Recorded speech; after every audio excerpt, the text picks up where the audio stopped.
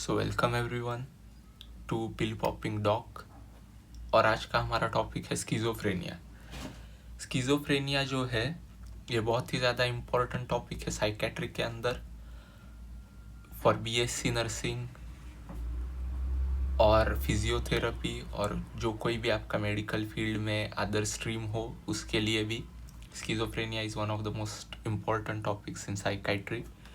और ये इसीलिए भी इम्पोर्टेंट हो जाता है apart from this academic importance कि national mental health survey NMHS of India के द्वारा जो 2015-16 में कंडक्ट किया गया था, उनके अनुसार स्किज़ोफ्रेनिया का प्रिवेलेंस जो है इंडिया में वो 0.42% है।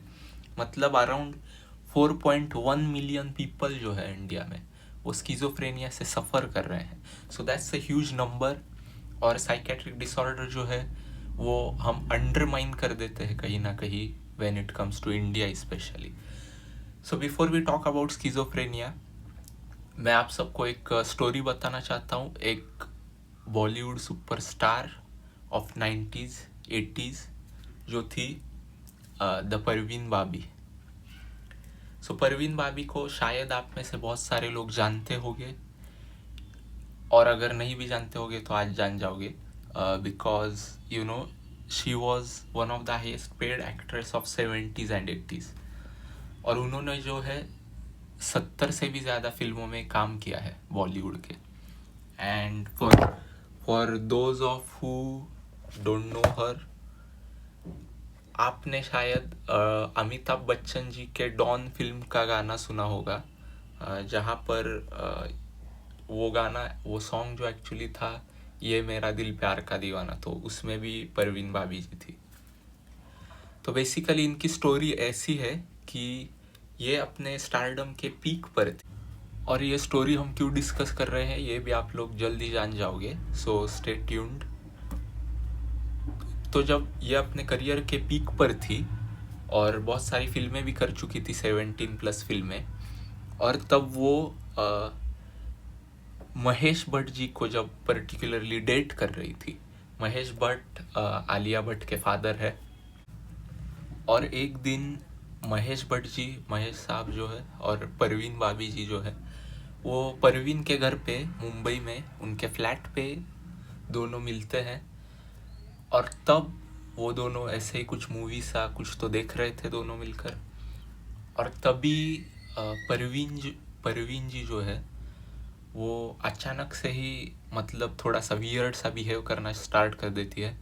और वो कहती है कि I will be back in a minute, और वो किचन में जाती है, कुछ नाइफ चाकू सा लेकर वो बाहर आ जाती है। महेश भट्ट जी थोड़ा स्टन रहते हैं ये देख के कि उन्हें पता नहीं चलता कि क्या चल रहा है, मतलब एक्चुअली हो क्या रहा है।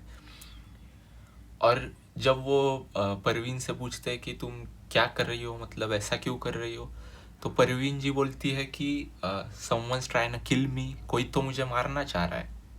और महेश भट्ट जी मतलब उन्हें कुछ समझ में नहीं आता कि वो ऐसा क्यों कह रही है और मतलब हो क्या रहा है। और परवीन जी कहती है कि कोई तो है जो मुझे मारने का ट्राई कर रहा है और मार भी सकता है। तो महेश जी कंफ्यूज होते हैं और ये एक इवेंट होता है। फिर बाद में जब वो फिल्म में भी काम कर रही थी, उस वक्त फिल्म सेट्स पर भी उनकी बहुत जनों से लड़ाई झगड़े चालू हो जाते हैं। फिल्म के बीच में ही वो लड़ पड़ती है लोगों से, उनके मेकअप आर्टिस्ट से। और जैसे परवीन बाबी और महेश भट्ट जी का रिलेशनशिप प्रोग्रेस करता है, वैसे परवीन जी जो थी वो महेश भट्ट जी पर शक लेना चालू करती है।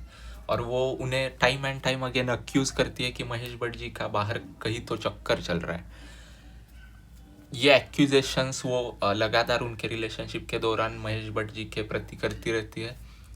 और बाद में एक इंटरव्यू में परवीन बाबी जी बताती है कि उन्हें Amitabh Bachchan, Mossad, Bill Clinton तक, then president of United State Bill Clinton को भी ये अक्यूज़ करती है कि इन सब ने मिलकर उन्हें मारने की साजिश की थी। फिर महेश भट्ट जी को जो है वो डाउट आने लगता है कि कुछ तो गड़बड़ है after being with her for so long. और बाद में वो ट्राई भी करते हैं कि परवीन बाबी को डायग्नोस किया जाए, उनकी हेल्प की जाए। तो वो उन्हें आयुर्वेदिक ट्रीटमेंट और अदर जो फैसिलिटीज़ है उनमें भी दिखाने ले जाते हैं और उनकी हेल्प करने का ट्राई करते हैं। बट बाद में Mahesh Bhatt also could not keep up with her and वो भी उनके साथ ब्रेकअप कर देते हैं। इन सब के बीच ही उनका ब्रेकअप हो जाता है। और परवीन बाबी जो थी अभी भी सुपरस्टार थी, पर बाद में जो है वो ब्रेकअप के बाद सोशल विड्रॉल में चली जाती है। वो सबसे मिलना जुलना बंद कर देती है, अपने अपार्टमेंट में ही अपने में ही वो रहना चालू कर देती है, क्योंकि वो बहुत ज़्यादा ही घबराई हुई सी थी कि कोई तो उन्हें मारने की साजिश कर रहा है, ये डर उन्हें सताता था। That's why she preferred being alone in her own apartment, in her own house. और बाद में जो है वो उनका जो मिल्क मैन था वो मिल्क या कोई ग्रोसरी लेने भी वो बाहर नहीं जाती थी, तो उनका जो मिल्क मैन था वो फूड डिलीवरी करता था उधर। वो उनके डोर स्टेप पर ये मिल्क रख के जाता था और परवीन जी जो है वो ये ले लेती थी। वो जाने के बाद वो दरवाज़ा खोलती और सारा सामान अंदर ले लेती। इतना ज़्यादा उन्हें डर था कि कोई उन्हें मारना चाह रहा है। और ऐसे ही वो ग्रोसरीज वगैरह सब कलेक्ट करती थी। उनका जो मिल्क मैन था जो उन्हें रख के जाता था डोर स्टेप पर बाद में वो जो मिल्क मैन है वो ऐसे ही ग्रोसरी रखता जाता है, बट वो नोटिस करता है कि जो कल की है परसों की है वो अभी तक अंदर नहीं ली है ग्रोसरी परवीन ने जो है। और वो सेक्रेटरी को सोसाइटी के बता देता है कि I have been putting this things on her door step, और उन्होंने अभी तक अंदर नहीं लिया है ये सब। So you might want check. और जो सेक्रेटरी साहब है वो चेक करने आते हैं और उन्हें मतलब फाउल सी स्मेल आती है अंदर से, क्योंकि 3 दिनों से जो है वो ग्रोसरी अंदर नहीं ली होती परवीन ने। और बाद में जो है 22 ऑफ जैन 2005 सॉरी, परवीन जी की बॉडी जो है उनके अपार्टमेंट में वही पड़ी रहती है फ्लोर पे। और पुलिस जो है वो ये बॉडी लेकर जाती है और उसका पोस्टमार्टम करती है। तो इंटरेस्टिंगली पुलिस को पता चलता है कि उनका लीवर और किडनी जो है वो दोनों डैमेज मिलते हैं पोस्टमार्टम में। और सैडली परवीन जी का देहांत हो जाता है 50 की उम्र में। और इतना सारा स्टारडम देखने के बाद वो फाइनली इस दुनिया से चल बसती है। तो इस सब में से हमें क्या सीखना है ये अब हम देखते हैं। तो परवीन बाबी के इस रियल लाइफ एग्जाम्पल से हम स्किज़ोफ्रेनिया को अच्छी तरह से पढ़ने की कोशिश करेंगे।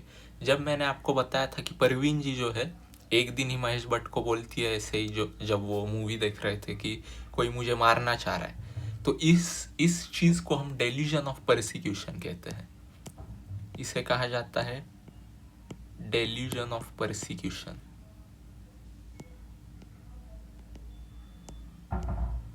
अब सबसे पहले तो ये डेल्यूजन क्या होता है। फर्स्ट ऑफ ऑल, डेल्यूजन का मतलब होता है कि जो परवीन जी जो थी उन्होंने मान लिया था कि कोई तो उन्हें मारना चाह रहा है, और महेश जी उनको बता रहे थे कि नहीं ऐसा कुछ नहीं है, कोई तुम्हें मारना नहीं चाह रहा है।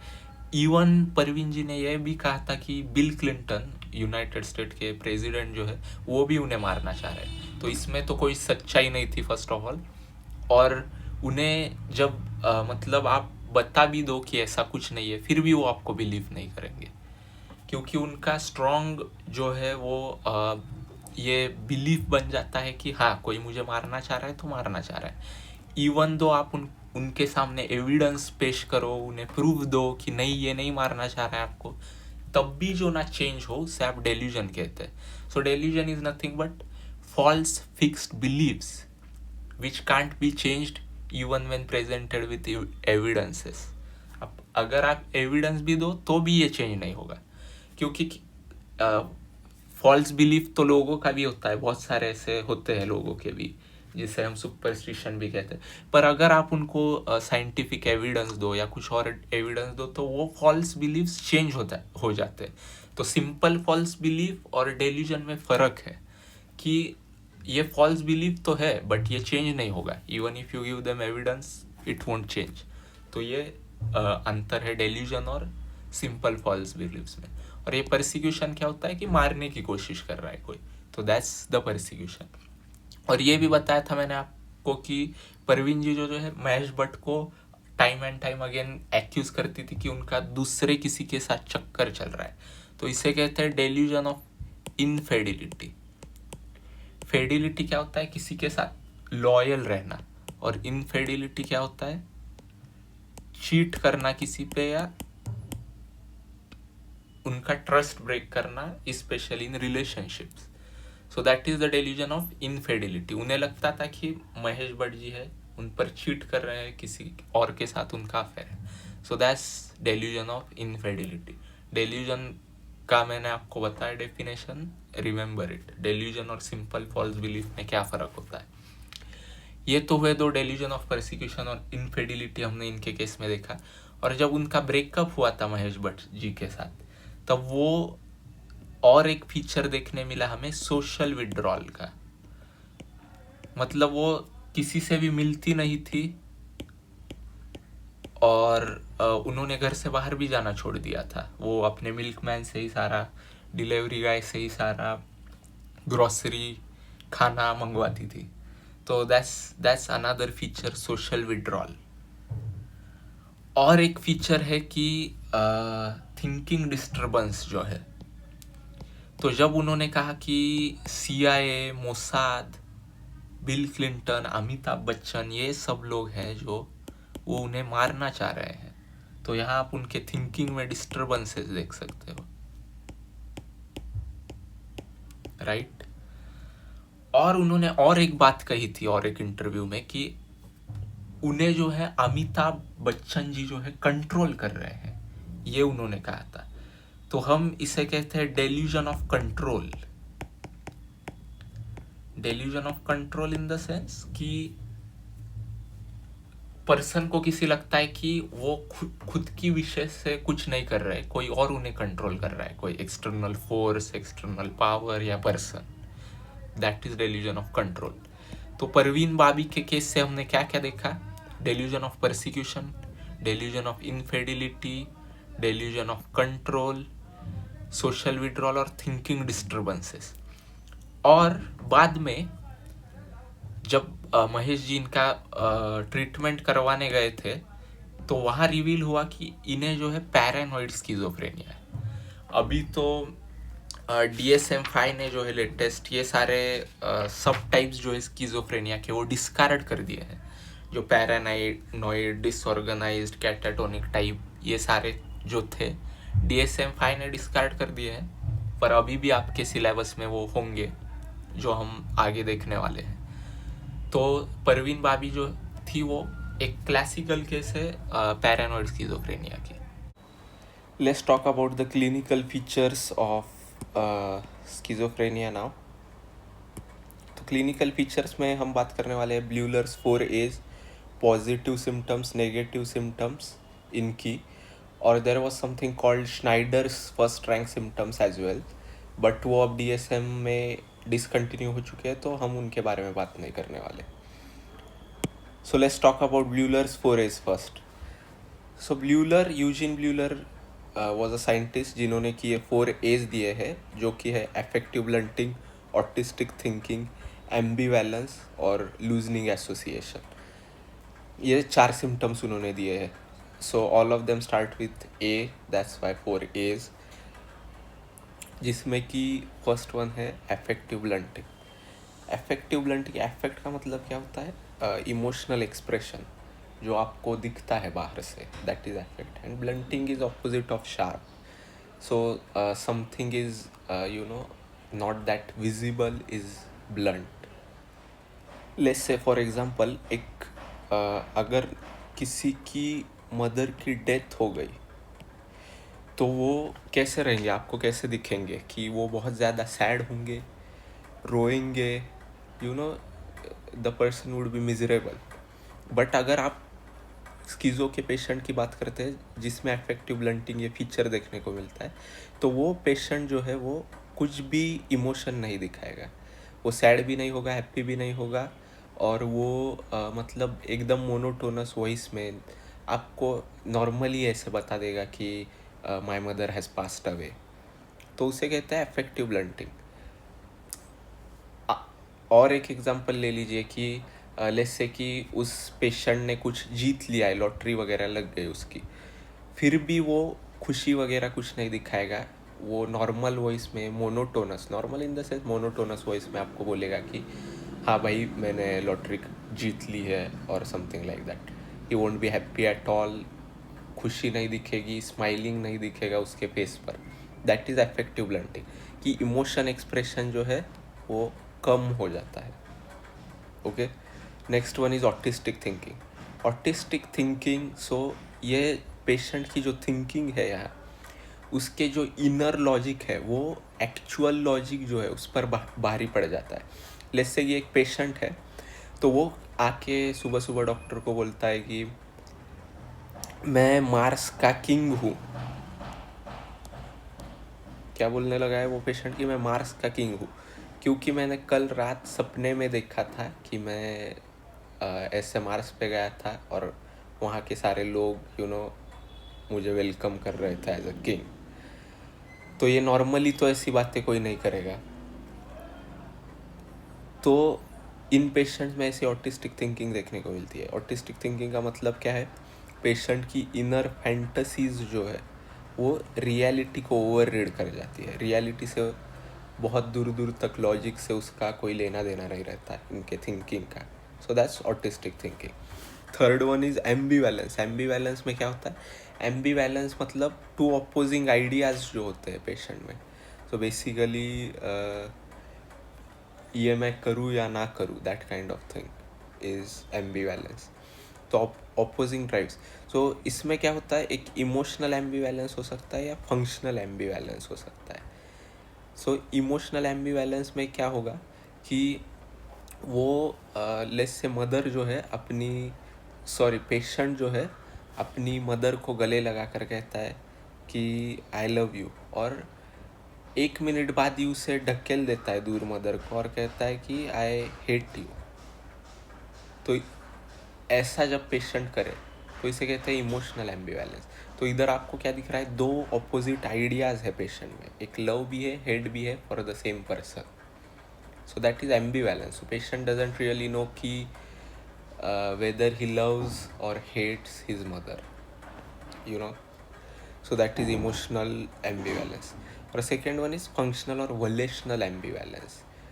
इसमें क्या होता है कि ये जो है पेशेंट है, तो ये पेशेंट है, उसे बाहर जाना भी है और घर में भी रहना है। ये अब दो अपोजिंग ड्राइव्स है उस पेशेंट के माइंड में कि मुझे बाहर भी जाना है, मुझे घर भी रहना है। तो वो क्या करेगा? ये दोनों इसके ड्राइव है, तो पैरालाइज हो जाएगा पेशेंट, ना वो बाहर जाएगा ना घर में रहेगा। मतलब वो डोर के पास 10 मिनट तक वैसे ही खड़ा रहेगा, क्योंकि उसे खुद ही नहीं पता है कि उसे क्या करना है। So that is ambivalence, two opposing drives. Okay, third one is loosening association. तो नाम में ये इसके भी कि लूजनिंग एसोसिएशन में क्या होगा कि उसकी जो थिंकिंग है, लॉजिक है, दो आइडियाज़ के बीच का एसोसिएट करना मुश्किल हो जाएगा पेशेंट को, दो चीज़ों को। तो कैसे? फिर से एक एग्जांपल देख लेते हैं कि पेशेंट जब बात करेगा किसी से तो वो बोलेगा कि मुझे एप्पल खाना बहुत ज़्यादा पसंद है, पर धूप बहुत ही ज़्यादा है, इसीलिए मैं चॉकलेट बेचने वाला हूँ। तो इसका मतलब इस सेंटेंस का मतलब कुछ होता ही नहीं है कि मुझे एप्पल खाना पसंद है बट धूप बहुत ज़्यादा निकली है बाहर, इसलिए मैं चॉकलेट बेचने जा रहा हूँ। There is no association between this sentences. सो यहाँ क्या हो रहा है कि patient jumps from one topic to another without any logical connections. उसे हम कहते हैं लूजनिंग एसोसिएशन। तो ये है Bleuler's 4A's। Let's talk about positive and negative symptoms now. Positive और नेगेटिव सिम्टम्स का मतलब क्या होता है ये जान लेते हैं पहले। तो ये एक एग्जांपल से हम समझेंगे कि आप सबको तो वज़न पता है, वेट। सो एक होता है नॉर्मल वेट, एक होता है ज़्यादा वेट हो जाए तो आप उन्हें ओबीस पर्सन कहते हैं या फैट पर्सन कहते हैं, अगर वेट ज़्यादा हो जाए किसी का वज़न। और अगर वेट कम हो किसी का तो उन्हें आप स्किनी कहते हैं या फिर जो कुछ भी कहते हैं, स्किनी पर्सन, ओके। और ओबीज पर्सन। और एक होता है नॉर्मल वेट हेल्दी वेट की एक रेंज होती है ना, तो ज़्यादा होना भी अच्छा नहीं है, कम होना भी अच्छा नहीं है। तो अगर वेट ज़्यादा है तो वो भी नुकसानदायक है, वेट कम है तो वो भी नुकसानदायक है। तो ज़्यादा हो तो आप प्लस कहेंगे उसे, कम हो तो माइनस कहेंगे, नेगेटिव कहेंगे, और प्लस हो तो पॉजिटिव कहेंगे। समझने के लिए समझिए कि पॉजिटिव तो वैसे हम कहते नहीं है, पर पॉजिटिव है। जब मैं कहूँ कि ये प्लस है और ओबेसिटी पॉजिटिव है, तो इसका मतलब ये तो नहीं हो गया कि ओबेज होना अच्छा है, नहीं। सिमिलरली मेंटल प्रोसेस जो है आपकी, मेंटल प्रोसेसेस भी एक नॉर्मल लेवल पे चलती है। नॉर्मल लेवल पे है तो उसे आप हेल्दी पर्सन कहोगे, उसकी मेंटल प्रोसेसेस अगर नॉर्मल है। वो मेंटल प्रोसेसेस अगर नेगेटिव हो जाए, मतलब कम हो जाए किसी वजह से, तो आप वो भी अच्छा नहीं रहेगा, उससे नेगेटिव सिम्टम्स कहेंगे आप, ओके। मेंटल प्रोसेसेस अगर कम हो रही है किसी वजह से, और वही मेंटल प्रोसेसेस अगर एग्जैजरेट हो रही है, एक्सट्रीम हो रही है किसी वजह से, तो आप उसे क्या कहोगे, पॉजिटिव सिम्टम्स कहोगे। एग्जैजरेट होना भी कोई अच्छी बात नहीं है। तो नाम सुनकर बहुत से लोगों को लग सकता है कि पॉजिटिव सिम्टम का मतलब है कुछ तो अच्छा हो रहा है स्किज़ोफ्रेनिया में, but that's not the case. It is just like your weight. There is a normal and there are two counterparts to it, positive one and negative one. और नॉर्मल भी है सेंटर में, ओके। तो I hope कि आप सबको समझ में आ गया होगा कि पॉजिटिव सिम्टम का मतलब क्या होता है और नेगेटिव सिम्टम का मतलब। अब आपके पॉजिटिव सिम्टम्स में क्या होगा कि मेंटल प्रोसेसेस जो है वो एग्जैजरेट होंगी। Let's talk about these positive symptoms. तो पॉजिटिव सिम्टम्स में आते हैं आपके डेल्यूजन, हेल्यूसिनेशन, डिसऑर्गेनाइज्ड स्पीच और डिसऑर्गेनाइज्ड बिहेवियर। डिसऑर्गेनाइज्ड स्पीच जो है आपका और बिहेवियर, ओके। तो पहले पॉजिटिव की बात कर लेते हैं। डिल्यूजन में क्या होगा आपके, डिल्यूजन का मतलब हम पहले डिस्कस कर चुके हैं। तो डिल्यूजन में जैसे कि हम सबको पता है कि अंबानी जी जो है वो एक बिलियनर है, राइट, सबको पता है ये। पर अगर आपका दोस्त एक दिन आता है और आपको चाय के लिए 10 रुपये देता है, आप वॉलेट भूल गए घर पे, और आपका दोस्त आया, आपको चाय के लिए उसने क्या किया, 10 रुपीज़ दिए, और वो बोलने लगा, उस दिन से वो बिलीव करने लगा कि वो आपका दोस्त जो है वो बिलियनर है। तो मतलब वो रिच हो सकता है, that could be a normal belief, right. Rich हो सकता है वो, पर वो बिलियनर कैसे हो गया, अनलेस एंड अनटिल आपका दोस्त भी अंबानी है, राइट। तो ये डेल्यूजनल हो गया। फिर आप बोलेंगे कि डेल्यूजनल है क्या भाई, 10 रुपये दे के बोल रहा है कि बिलियनर है, तो दैट इज डेल्यूजन। डेल्यूजन क्या होता है, नॉर्मल बिलीव्स जो है वो अगर एग्जैजरेट हो जाए तो उसे आप डेल्यूजन कहते हैं, ओके। That's delusion. फॉर और एक एग्जांपल ले लेते हैं कि कोई एक नॉर्मल पर्सन है, वो कल अगर आकर बोलने लग जाए, वो विश्वास करने लग जाए कि वो जो है वो खुद भगवान है, तो दैट इज़ ऑल्सो डेल्यूजन। आप फिर से कहोगे कि डेल्यूजनल है क्या भाई। तो नॉर्मल जो बिलीव्स होते हैं वो अगर ज़्यादा होने लगे, स्ट्रॉन्ग होने लगे, एक्सट्रीम होने लगे, तो आप उसे डेल्यूजन कहते हैं। इसीलिए ये पॉजिटिव सिम्टम है। नॉर्मल बिलीव्स में आपके क्या हो रहा है, कुछ बढ़ोतरी, एक्सट्रीमनेस दिख रहा है, that's why positive symptom, delusion.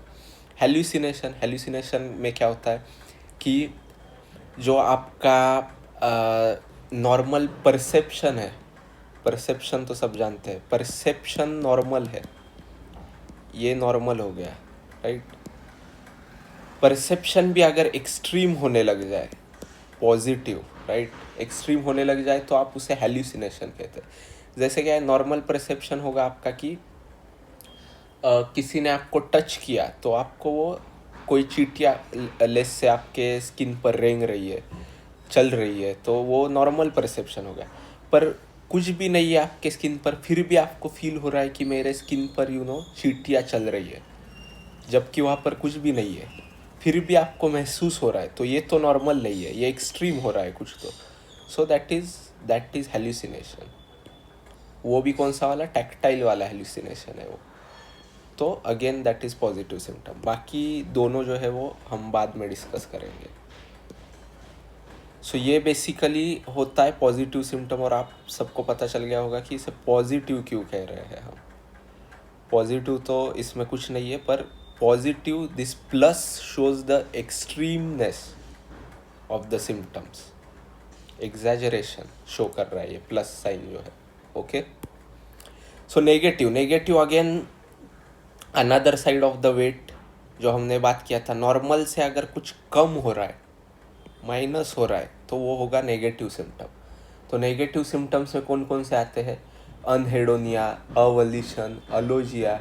Okay, सो अवलिशन का क्या मतलब है, मोटिवेशन जो है, नॉर्मल मोटिवेशन जो रहता है हम सब में, कि मोटिवेशन इन द सेंस नहाने का, रोज़ खाना खाने का, एक्सरसाइज करने का, जो नॉर्मल मोटिवेशन है, विल है, इच्छा शक्ति है नॉर्मली, वो जो है वो नॉर्मल होगा।